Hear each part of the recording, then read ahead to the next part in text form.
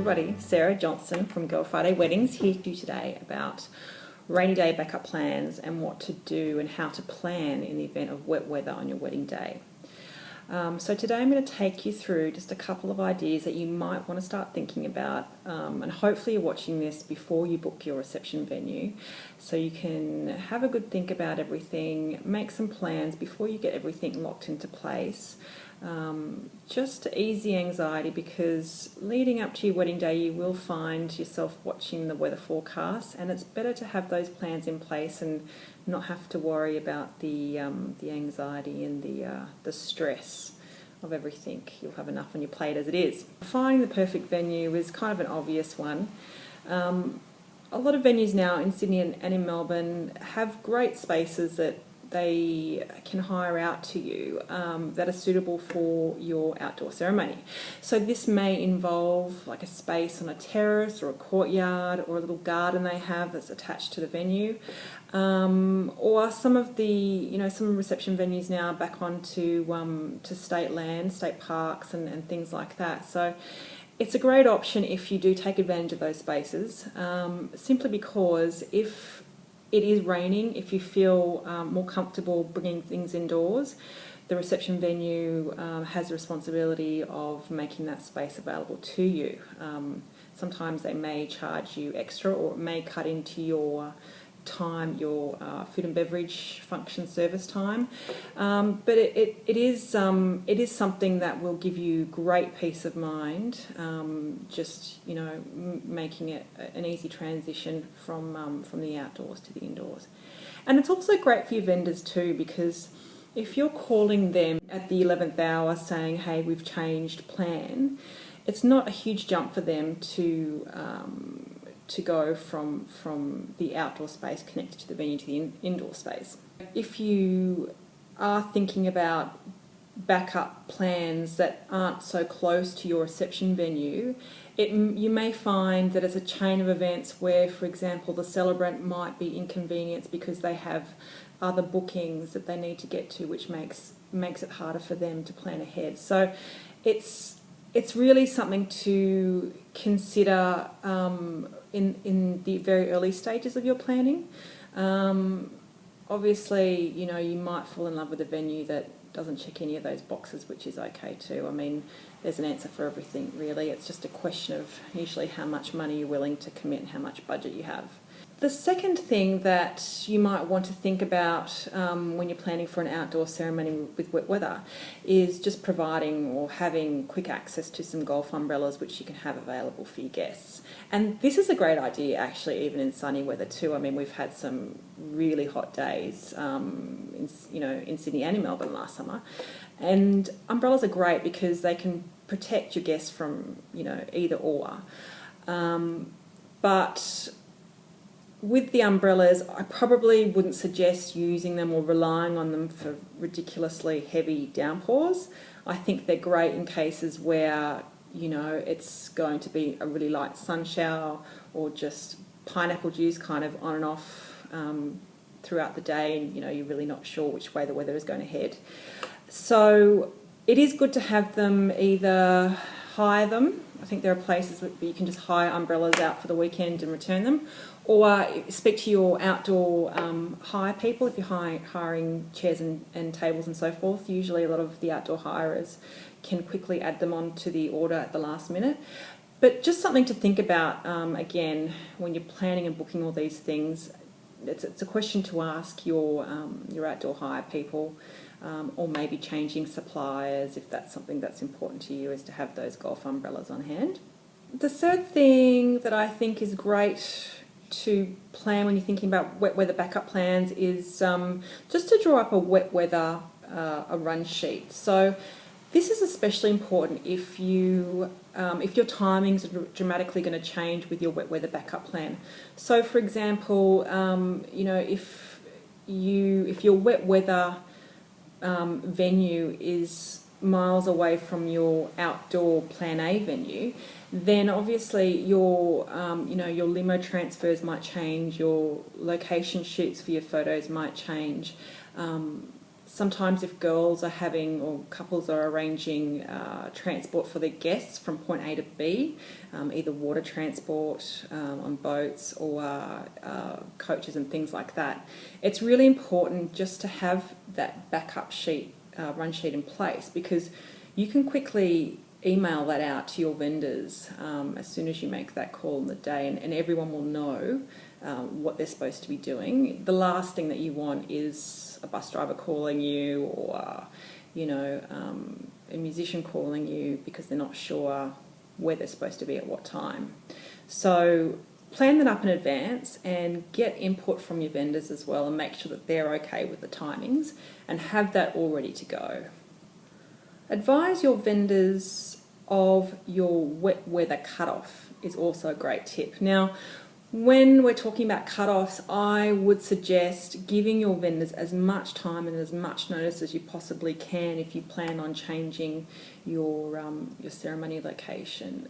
And I would suggest that if the weather is torrential, if it's rainy, if it's windy, even if it fines up the next day, you'll find really, the ground is really unbearable, really soggy. It's not ideal to be walking down in heels and a white gown. You really should be thinking the night before of calling in plan B. I think the worst possible scenario is for you to be taking your vows, or you both to be taking your vows up there, and you're just not enjoying it because people are cold, people are miserable, you're worried about the clouds overhead and that sort of thing. So I would probably suggest, if you're in doubt, I think definitely plan B is always the way to go. And I know that for a lot of couples that we work with, it's really tough to make that call. Some girls, some guys find it really, that they have their heart set on a particular element of that outdoor location.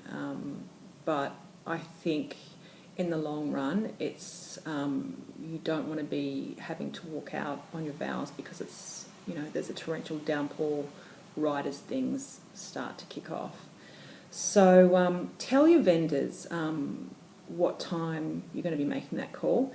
If it's not the day before, it should be the morning of, and it shouldn't be too late into the day either. I mean, I'm talking about, depending on, if you're having an afternoon ceremony, you should really be thinking about making that call at 9 or 10 o'clock in the morning, because you have things to do as well. You have, you probably have hair and makeup, or for the guys, you might be out and about helping with setup at the ceremony or the reception.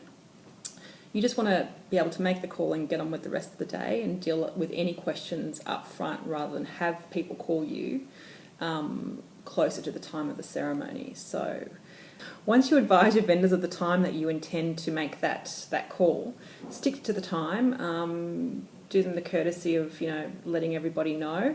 A great way to do now with all this technology that we have is either most people are online and checking emails, have email on their phone, or it could just be a quick text message saying, hey, this is the situation, this is the deal, this is what we're going ahead with. Off the back of that, I guess the fifth point that I have is making that call. So when we talk about making the call, let your vendors know in the lead up how you'll be communicating those changes to them, so that they know that they should be checking, or they should have their phones on them, they should be checking their emails, or whether you're going to announce it on the internet or Facebook page or whatever you have going. Let your vendors know, but you also need to let your guests know, which is another reason why you should really be thinking about making the call to bring the wedding inside in the morning.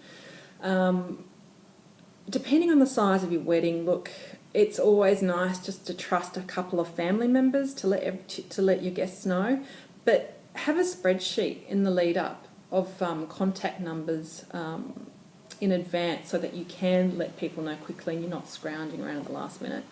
If you can outsource that work, that's great. Usually parents or cousins, aunties and uncles can help. A great idea now too is just, if you have a wedding web page, you could quickly make an announcement on that, or a Facebook page. It's kind of a no-brainer really, because that means you don't really have to talk to anyone. You can just put the message out there and people can check as they need to in the morning of. But yeah, look, the worst thing that you want is obviously people showing up to the wrong venue and missing the critical moment of the day out. So yeah, it's important, as much as you need to plan for your vendors, is to plan for your guests as well. The sixth point is just to appoint a friend. Appoint a friend to be your spokesperson on the day, and a lot of outdoor hire companies, and indeed, people like us, we need a point person on the day so as not to hassle you with anything that we can't deal with by ourselves. So if you're appointing a friend, really it's a great idea to have appoint someone who thinks and can make decisions as you would, who will know what you want, but who can also be there to take any calls from vendors and things like that from the reception, potentially, and who can make quick choices. So whether that's a friend or a relative, make sure that all the vendors know who this person is, so that they can contact them too if they have any problems. But yeah, it's really important to make sure that you're not dealing with any kind of crisis moments on the day of the wedding. And the last one I have is the most obvious, which is why I'm talking to you all in the first place, is to really think about hiring a planner. A planner is such a fantastic and priceless resource on the day of your wedding, because they deal, in terms of wet weather planning, they can deal, or we deal, really with making everything seamless, and calling everybody from the limo driver to make sure that they're aware of the changes to the coaches for the guests or the reception venue. Sometimes in the case where the weather has been a quick change and it's kind of surprised everybody and we've needed to change things quite quickly, it does take a few phone calls between vendors and so forth to make things happen, and to make the arrangements, get everything into place and make it as beautiful as they possibly can. So a planner is a really great idea, and they may have things that you had never considered either. Might be able to bring a lot of input to the setup of your ceremony, and trying to make sure that all the arrangements that you had for your outdoor ceremony, especially things like flowers and any handmade elements, we can try and use those in a gorgeous way for your indoor ceremony as well. And planners can also be really great point people for friends and relatives to ask questions as well if they're unsure as to what the plans are too. So think about hiring a planner. We're not super expensive, I think, for the services that we offer. So even if it's just thinking about using a planner for the ceremony element of the day, I definitely think it's an investment worth looking into. We do have a couple of different packages depending on what you're after, but we also have a great download available on our website, which is a rainy day backup plan template. Now this is a great, if a planner is definitely not for you, this might be a great resource that you can download and fill out and give to your point person, so that they know exactly what to do on the day of the ceremony in the case of wet weather. So I think that's it from me. I'd love to answer any of your questions, or if you have any problems that you don't know how to solve, drop us a line. Our details are on the website, and we really look forward to hopefully talking to you all and meeting with you soon. Thanks. Bye for now.